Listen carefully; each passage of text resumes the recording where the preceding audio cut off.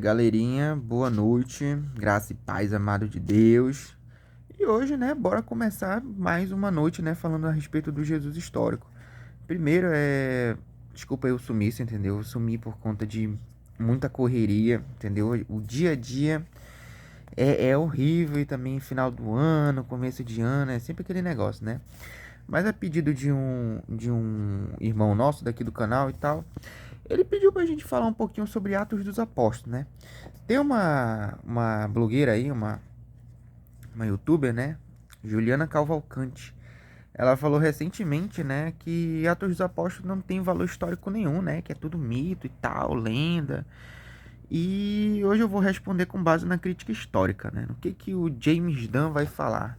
Cara, se tu ainda não adquiriu essa obra, meu amigo, tu tá perdendo muita coisa, olha. Tô te falando. Bora adquirir, bora chegar junto, irmão. Tem que adquirir essa obra aqui. Atos dos Apóstolos, ele é um livro muito interessante. A maioria dos historiadores data ali por volta dele dos anos 80 do século I depois de Cristo. Da hora, né? E dos anos 80 e tudo mais. E o que os historiadores, na maioria das vezes, eles vão falar a respeito do livro de Atos? Vai... O próprio Jimmy Dunn aqui, ele vai trabalhar com Atos da seguinte forma. O autor de Lucas, ele é um colecionador, o autor, que é Lucas no caso, ele é um colecionador de tradições antigas. E ele reconta essa tradição antiga, né? O autor do Evangelho tanto do Evangelho de Lucas como de Atos, ele é do tipo de historiador da historiografia antiga, né? A gente sabe que os historiadores antigos, como Flávio Joséfo, Tácito, eles não tinham uma câmera, né? Pra estar gravando o acontecimento e tal. Então eles vão falar aquilo que foi relatado e aquilo que é aproximado, né? A gente vê muitas falas, por exemplo, discursos de Pedro, por exemplo, em Atos 2, discurso de Pedro em Atos 2, discursos de Paulo, entendeu? E a gente percebe que tem muita característica tanto de Paulo como de Pedro, né? Tem um valor histórico, sim.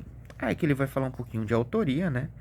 Aí eu vou dando uma pincelada aqui, vocês vão pausando para estar lendo e tudo mais, né?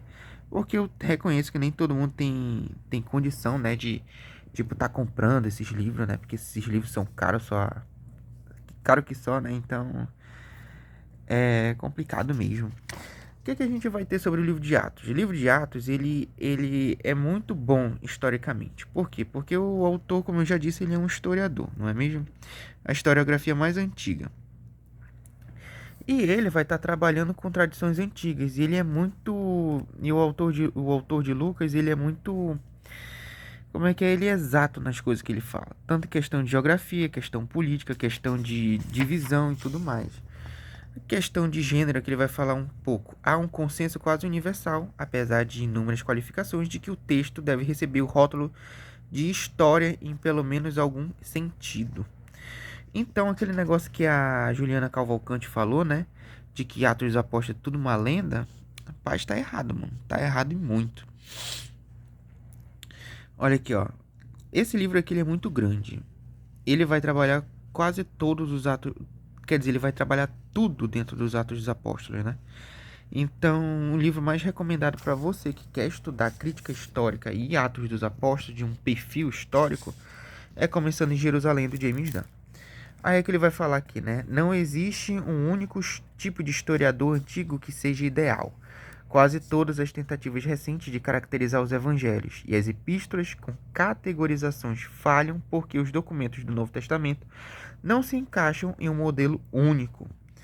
Ali que ele vai falar aqui, né? E tal. É... Que Kummel, Introduction, afirma que Atos dos Apóstolos não é um trabalho histórico real, e mais suas razões um pouco surpreendentes são que Atos é segundo de uma obra de 2 volumes.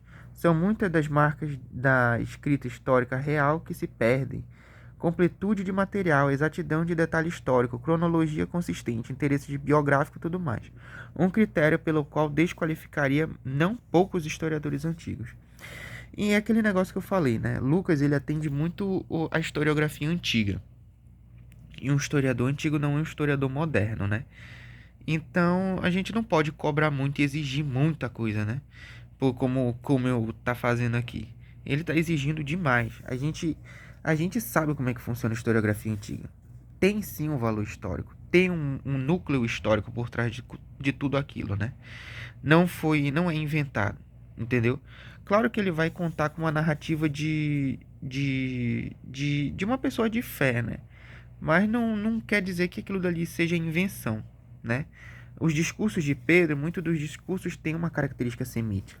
Aquele discurso de Paulo em Atos 20, o próprio James Dunn ele vai falar, Atos 20, que é aquele discurso que ele faz para a igreja de Éfeso a Antena, né? Atenas, quer dizer. Aquele lá é o James Dunn, depois em um outro momento eu faço um vídeo só sobre esse momento. Ele vai falar que, tipo, tem muita característica de paulinismo, entendeu? De característica de que o próprio Paulo falou aquilo, né? Comparando com as cartas autênticas do próprio apóstolo Paulo. Aí aqui, né, vocês vão dando uma paradinha e tudo mais. Tem todo aquele... Ele analisa muito, né? Atos 13, Atos 14, Atos 15, principalmente Atos 15, que fala justamente do Concílio de Jerusalém, né? E é uma coisa muito interessante o Concílio de Jerusalém, que eu estava dando uma lida recente, é que a gente tem análise de dois autores, né? A gente tem Lucas, que provavelmente ele está falando mais na perspectiva do que ele recebeu da igreja de Jerusalém, e Paulo, que está falando mais na perspectiva dele, né? É muita coisa para ser analisada, né? Muita coisa mesmo, né? Aí, similarmente, de longe, a maioria dos historiadores antigos concordam que a história não é uma obra somente de homens, né? Aí a gente vai ver aqui, tudo mais e tal.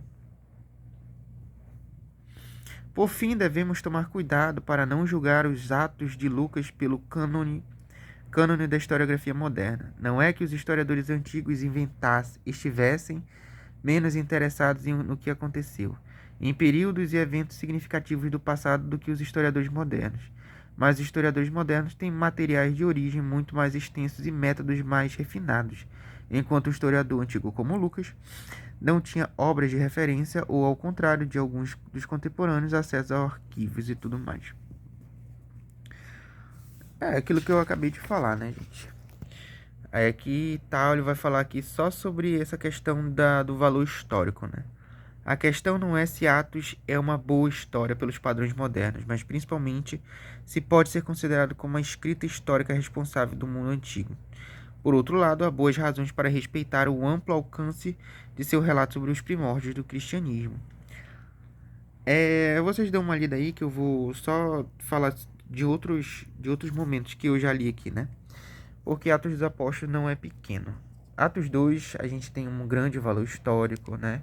Aquele relato de Pentecostes tem um grande valor histórico, sim. Também os discursos de Pedro carregam uma clara cristologia antiga, uma cristologia que não pertence nem a Lucas, uma forma de redação também que não é lucana, até um vocabulário que não é de Lucas, então mostra que é uma tradição antiga, que Lucas não está inventando, e principalmente, né, há marcas de semitismo, né? E a gente sabe que Lucas ele falava grego. Então o que um cara que fala grego tipo, vai estar, tipo, desenrolando tanto assim pra falar, tipo, um hebraico, um aramaico, falando de um grego bem semitizado? Estranho, né? Então isso mostra que Lucas, ele não tá inventando, né? Ele tá transmitindo a história da forma que foi narrada a ele. E, por exemplo, tem um relato, que depois eu vou falar sobre isso, que é de um tal de um mago chamado Bar Yeshua, Bar Jesus, né? Que o apóstolo Paulo lá, ele encontra ele junto com Barnabé e um tal de Sérgio Paulo, que era procônsul, né? Aquilo dali carrega um grande valor histórico, né? Segundo James Dunn. Toda a narrativa é plausivelmente histórica. Não tem característica de ser lenda e faz muito sentido com aquilo que a gente sabe sobre a época. Muitas vezes esquecido nas avaliações de Atos é o alto grau de concordância entre Atos e os dados recolhidos das cartas em Paulo em relação ao seu movimento básico. Olha, ó, da hora. Da hora mesmo, olha, ó. Olha aqui, ó. As concordâncias que a gente tem, tudo mais, jornada de coleta, essas coisas. Eu tava dando uma lida, eu tenho me dedicado bastante a esse livro aqui. Ah, uma coisa aqui que também é muito necessário de falar. Os Atos dos Apóstolos, ele fala muito de, sempre repete um nós, né? Nós. Parece muito que Lucas ele estava realmente relacionado a algumas certas viagens de Paulo, né? E a única explicação plausível que Lucas vai dar, que James Dunn vai dar é de que Lucas de fato ele estava, né, inserido nos acontecimentos. Olha aqui, uma característica digna de nota é que os exemplos dessas correlações tornam-se frequentes no início da passagem nós em diante. De fato, desde William Ramsay se convenceu de uma visão elevada da confiabilidade de Atos. Os estudantes de Atos ficaram regularmente impressionados com a precisão histórica de Lucas em vários pequenos detalhes sobre os quais um escritor sem experiência pessoal dos eventos narrados poderia muito bem tropeçar. Lucas sabe que Herodes Antipas foi intitulado apenas tetrarca da Galileia, enquanto Agripa I e II foram ambos devidamente intitulados reis, uma vez que ambos receberam o título real.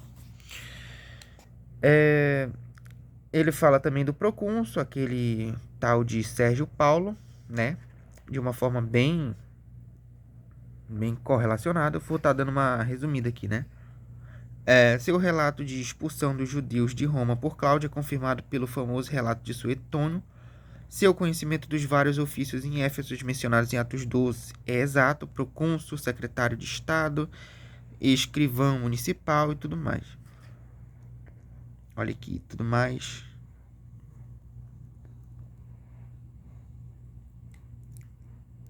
Olha aqui, ó.